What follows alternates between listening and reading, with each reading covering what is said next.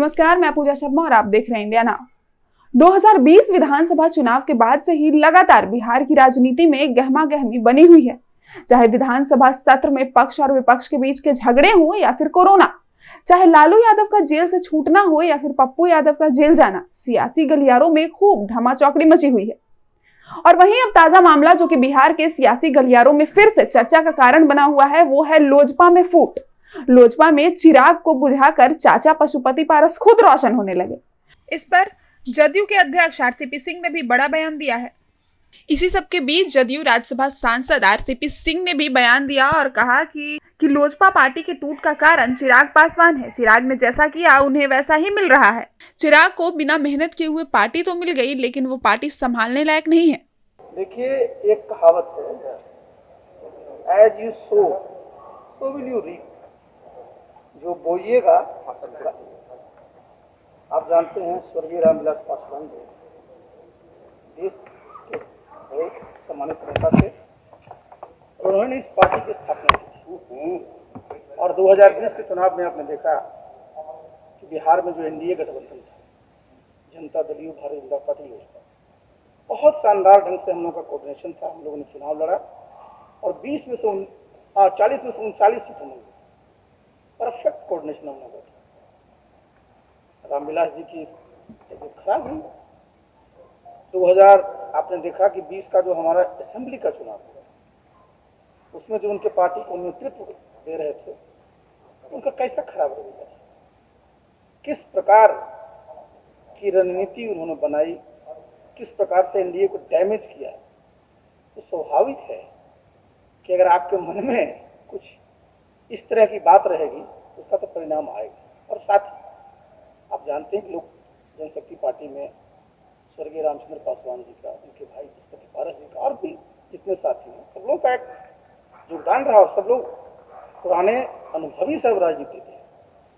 और आप जानते हैं कि बिना मेहनत के किसी को बहुत बड़ा पद अगर मिल जाता है तो देखिए, पद प्राप्त करना और उसको पचाना, ये दोनों बहुत अहम होता है। और स्वाभाविक है कि अगर आप किसी पद पर हैं और अपने व्यवहार से, अपने कंडक्ट से आपके जो सीनियर हैं, आपके जो सहयोगी हैं, उनको सम्मान नहीं दीजिएगा तो क्या ऑप्शन होगा। और यही कारण आप देखिए ना कि 6 में से 5 लोगों ने निर्णय लिया।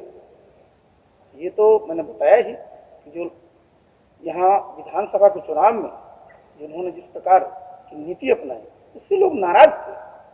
आपको याद होगा, इसी हॉल में हम लोगों ने कुछ महीने पूर्व हमारे अध्यक्ष जी थे, बहुत सारे साथी जो हैं। देखिए, राजनीति जो हम लोग करते हैं और जो करना चाहते हैं, आपने ठीक कहा कि एक लंबी राजनीति होनी चाहिए और लंबी राजनीति का अपना एजेंडा होता है। आपकी अपनी विचारधारा होती है और सवेरे शाम बदलने वाली अगर आप सोच रखिएगा और इधर से उधर करते रहिएगा तो स्वाभाविक है कि आप लंबी राजनीति नहीं करेंगे। लंबे रेस के घोड़ा को बहुत जरा संभल करके चलना पड़ता है। ये तो पता चला कि एक ही रेस में आपने इतनी तेज दौड़ लगाई, पास तो कर गए, लेकिन पता चला कि आगे एक्सीडेंट हो गया। इसलिए राजनीति में सब लोगों को, सब जगहों को, सब चीज़ों में हमेशा अपना जो हमारा पक्ष है, हमारी जो विचारधारा है, उस पर काम करना।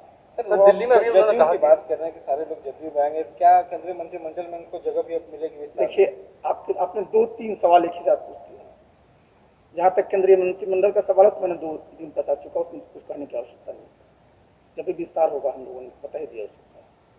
जहाँ तक जो आज अलग हुए हैं, पहले तो आप जानते हैं इसकी प्रक्रिया है, वो प्रक्रिया पूरी होगी, उसका नोटिफिकेशन होता है, अलग दल की मान्यता मिलती है, उनके नेता बनते, सब चीज़ें होता है।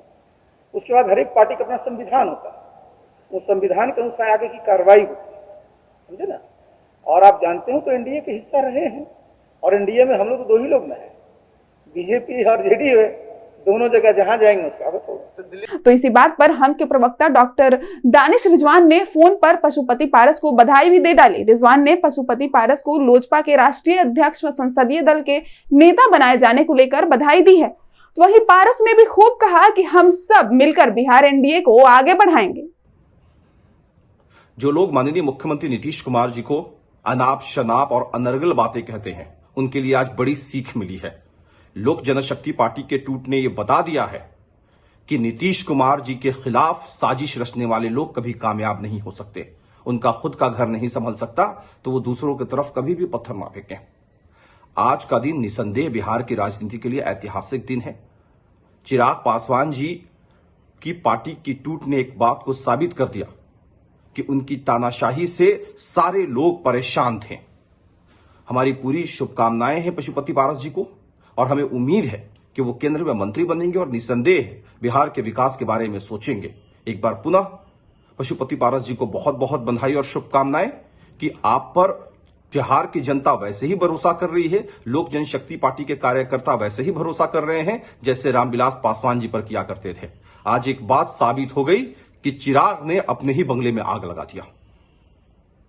अब समझना ये होगा कि क्या ये सब शुरुआत से ही एक सोची समझी चाल थी और चिराग के लिए बिछाया गया जाल, क्योंकि पहले भी लोजपा बिहार एनडीए का हिस्सा थी, या फिर कुछ और। ये कहना जरा मुश्किल होगा क्योंकि ये राजनीति है भाई साहब, यहाँ कुछ भी हो सकता है।